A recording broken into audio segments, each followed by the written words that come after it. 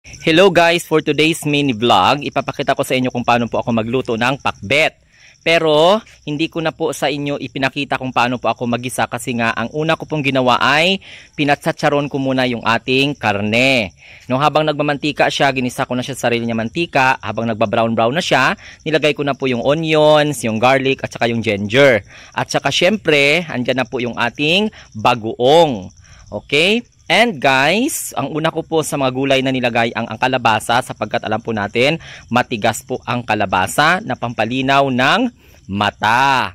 So after nyan, pag medyo okay na po ang ating paggisa ng kalabasa, ilalagay po natin yung okra. Kasi yung okra guys, naglalaway po yan. Okay? Kung ang kalabasa ay pampalinaw ng mata, ang okra naman ay pangpadulas. Diba? Pangpadulas po yan. So, magdadagdag po yan guys ng water. Kasi hindi tayo naglalagay ng water. Okay? Hindi tayo naglalagay ng water sa ating pinakbet. So, ano ang ilalagay po natin guys? Secret mamaya. So, habang ginigisa ko po yan, ayan, ginigisa ko po yan, ganyan-ganyan guys. Okay. Yan. Kalabasa una, and then okra. So, ano ang next? Okay. So, ang next natin na ilalagay guys ay ang ating, of course, ayan, yung utong or yung sitaw or balatong or latoy. Diba? Siyempre guys, marami lang yang tingnan. Pero kapag maluto po yan mamaya, konti na lang po yan. Okay? Para naman po sa halaman ng lahat. Pag hindi pa maubos mamayang gabi, di syempre uulamin namin bukas. Ganun lang yun. So, una-una po guys, recap po tayo. Ayan, ginisa po natin yung ating karne sa sarili niyang mantika. Okay, and after that, kapag mag-brown-brown na po siya guys, ay ilagay po natin yung ating ginger, yung ating garlic, at saka yung ating onions. Pag okay na, syempre ilalagay po natin yung ating tinatawag na main ingredients. Of course, mayroon po siya bagoong yan guys ha. Nilagyan ko po yan siya ng bagoong. Okay, pero sinikrito ko muna kung paano po lutuin yung bagoong. Ayan na guys, nalagay po natin yung kalabasa, yung okra, yung sitaw. Hulaan po ninyo kung ano yung next. Syempre, yung ating balagay. Okay?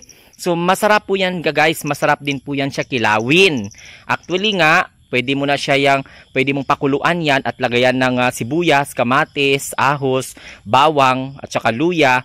Pwede mo nang kilawin yung ating balagay. Pero dyan po, lalagay po natin, no, sa ating pakbet.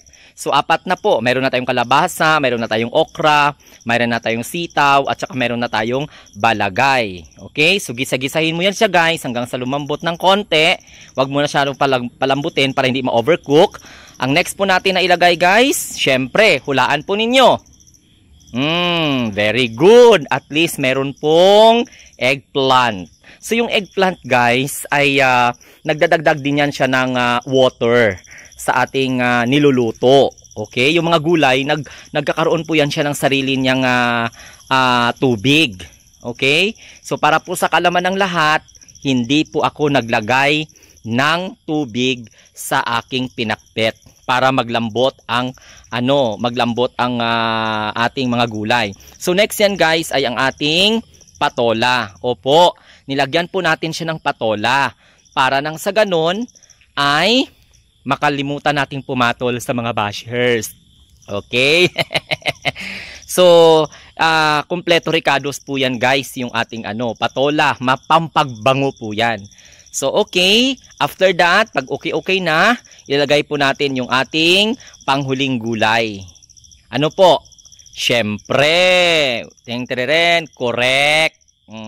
Sa mga nakahula, correct. Lagyan po natin siya ng... Ano kaya sa palagay ninyo, guys? Ano kaya sa palagay niyo? Of course, yung ampalaya, yung bitter.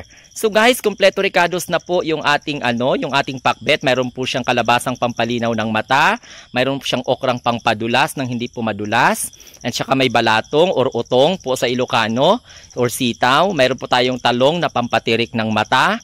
Of course, mayroon din tayong balagay, mayroon din tayong patola, pampabango, and syempre mayroon tayong ampalaya, yung bitter na bitter sa buhay. So ayan po guys. So sir, bakit hindi ka naglagay po ng water? Kasi po guys, ang nilagay ko po ay Coca-Cola. Oh, and syempre, a little bit of sugar and then bagoong at wala na pong iba. So instead na naglagay po ako ng water guys, nilagyan ko po siya ng Coca-Cola. Bye!